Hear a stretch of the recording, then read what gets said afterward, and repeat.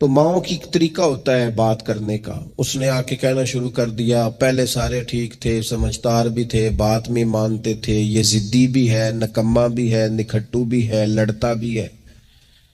تو بزرگ کہنے لگے میں دم کر دیتا ہوں، لیکن میری بہن اس بوڑھی عورت کو فرمانے لگے یا اس کے باپ کو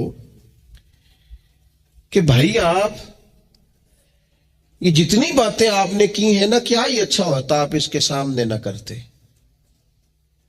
یہ لفظ آپ یوں ادا نہ کرتے. آپ تو اسے پکا کر رہے ہیں کہ تو ضدی ہے، آپ تو کنفرم کر رہے ہیں کہ تو لڑاکا ہے، آپ کنفرم کر رہے ہیں کہ یہ نافرمان ہے. کیوں آپ نے اس کے سامنے یہ باتیں کی؟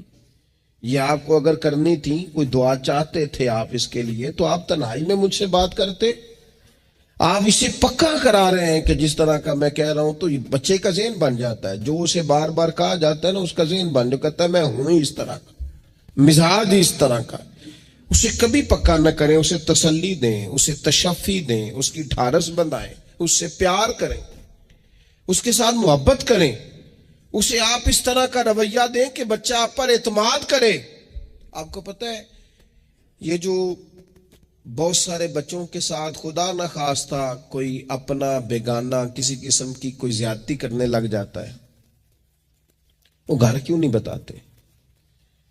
وہ کسی جبر کا شکار ہو یا کسی بلیک میلنگ کا شکار ہو، وہ اپنے گھر میں کیوں ڈسکس نہیں کرتے؟ گھر والوں نے پریشر اتنا زیادہ ڈالا ہوا ہے. ان رویوں سے باہر آئے آپ اور زندگی کو اس خوبصورتی کے مطابق آپ کا بچہ آپ پر اعتماد کرے، وہ آپ سے کہہ سکے، وہ آپ کو اپنا دکھ بتا سکے، اس کو پتا ہو کہ ہر معاملے میں میری غلطی نہیں نکالی جائے گی، اسے پتا ہو کہ میں جب کوئی بات کروں گا تو میری سنی جائے گی، گھر کے اندر میری رائے کو اہمیت دی جائے گی. یہ ہمیں احساس کمزوری سکھاتے ہیں بعض اوقات بچوں کو. اس سے باہر آئیں. او نہ تسی نہ اچھے کپڑے پایا جے، کوئی کیا کہنے دو جس نے جو کہنا ہے.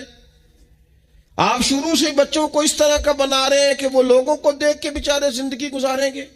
کیوں اس احساس محرومی کا ہم اپنی اولادوں کو شکار کرتے ہیں؟ وہ باپ کے ساتھ وقت گزاریں. میں جی مصروف بڑا ہوں، تو زیادہ مصروف ہے یا رسول پاک زیادہ مصروف ہے؟ حضور کی تو نواسی ضد کرتی ہیں. سب سے بڑی نواسی صحیح بخاری میں موجود ہے، حضرت زینب کی بیٹی. نبی پاک نماز کے لیے جا رہے، کہتے میں نے بھی جانا ہے.